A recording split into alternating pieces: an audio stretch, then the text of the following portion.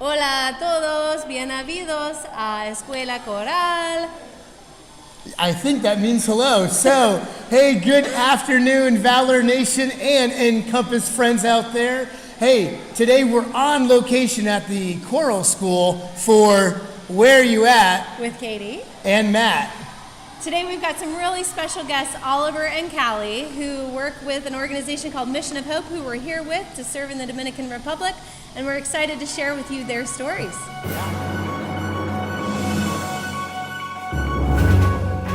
Hey everybody, we are here with our two guests, Oliver and Callie, and we're just going to have a conversation about what their lives are like here living in the Dominican Republic and how they've seen service and volunteerism help other people, but really how it's impacted them personally. So first of all, Oliver, can you tell us a little bit about yourself, what you're doing here in the Dominican Republic and how you're serving your community? So, yeah, I can tell you, my life in Dominican Republic is a good life because I born here and I know what happened here.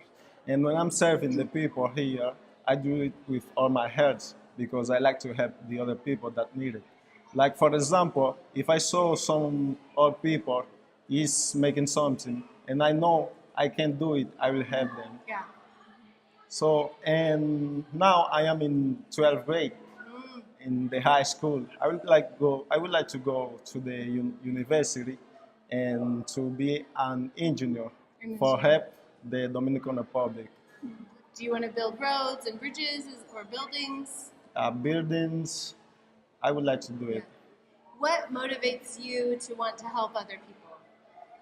What? Because I know when they needed me, I can help them. Because as they needed me, I will need some people for help me. And God is in the heaven. He will see what we are doing with the other people. That's why I help them. And I know I have to do it. Yeah, yeah. So Callie, tell us a little bit about your story, why you're here in the Dominican Republic, maybe some other places that you've lived before. Okay. So I was born in Palmetto, Georgia, and then I went to college in Birmingham, Alabama at Samford University. And after I graduated, I had no idea what I wanted to do. I majored in human development and family sciences, which could mean a lot of different things. And so I just prayed a lot for open doors and wisdom and discernment, and the Lord led me to Mission of Hope. And I started out in Haiti in January, and we got relocated to Austin, Texas because of some things going on with the government.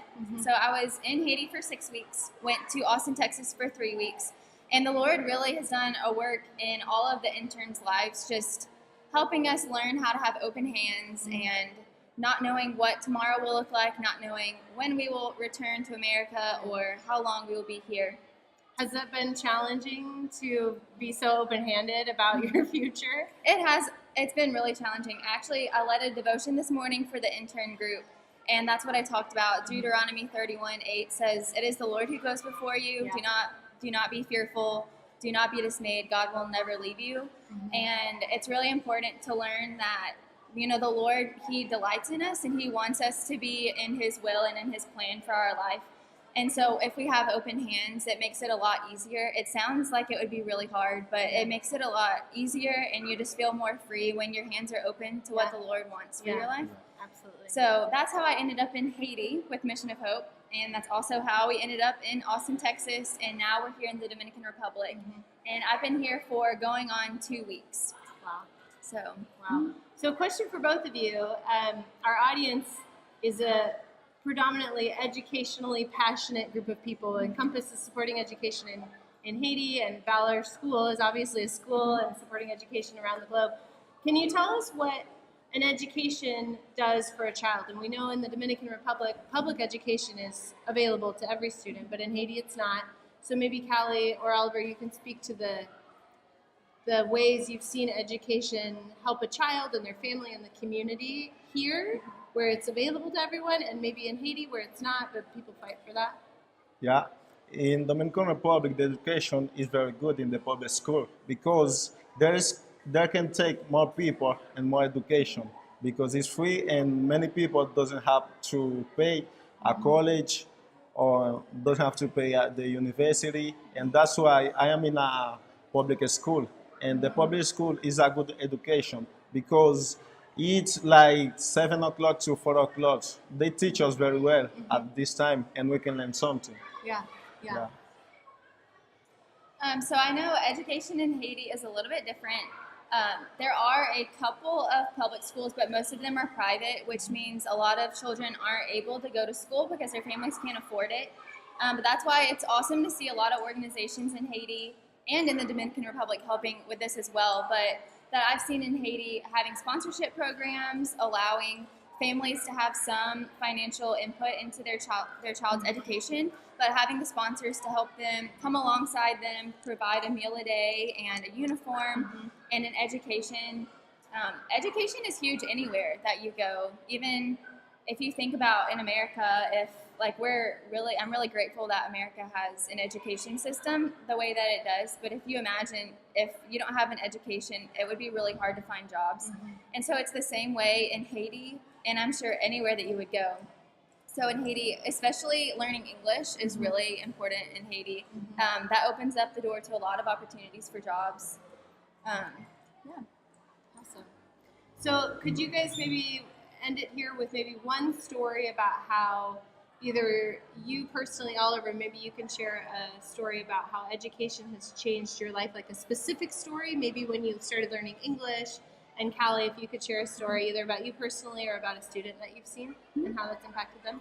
Yeah, the education here showed me like to be a good people, because to have the respect for the other people and for the other people have respect to me too. And I know how to speak with another people, the normal, and I have to, how I can talk with them too. Like when I was a children, if I saw some people when I was not a student, I can say, oh, or whatever thing that is not good for these people. But now, like I am a student here with a good education, I can say the same thing I was telling them in this time. And that teach every people here, because I have some people when they're talking with another people, they can say whatever thing they want, but it's not in this way. They have to be very respectful with the other people, for the other people be very respectful with you too.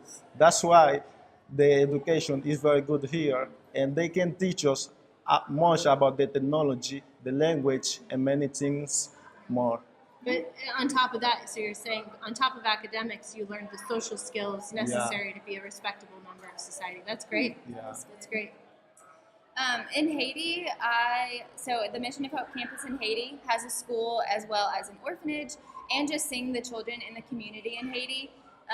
Like I said, education means a lot. I know a lot of times we'll visit houses where the parents really would love to see their children being in school, getting an education to help provide for their family. But I also know, have you met Vinna before? You should interview her. She has an amazing story. But I know hearing from her story, she grew up and didn't have an education, and her family found Mission of Hope. They were some of the first employees with Mission of Hope. And she was able to go to school. She's graduated high school, she's graduated college, and she, I think, don't hold me to this, but I think she speaks 4 languages now. She's very well educated, and it has really changed her family's life. And a lot of her family members are employed by Mission of Hope now. So I know education can really build confidence. It can just open up the doors to a lot of opportunity. Employment. You just said that with your parents being able to have employment. And then I think for a lot of kids in developing countries, when parents are not employed, children don't have a vision to fall into of what's available for me. So it kind of limits their belief in what's possible. So that's very awesome. Well, to both of you, we really appreciate all the work you're doing to help your country grow and become strong and become good leaders in the world. And Callie, we appreciate you being an American coming here and you're serving your servant's heart. And we just thank you both for getting to spend the week with you. Yeah, Thank you so much. Hasta luego. Bye.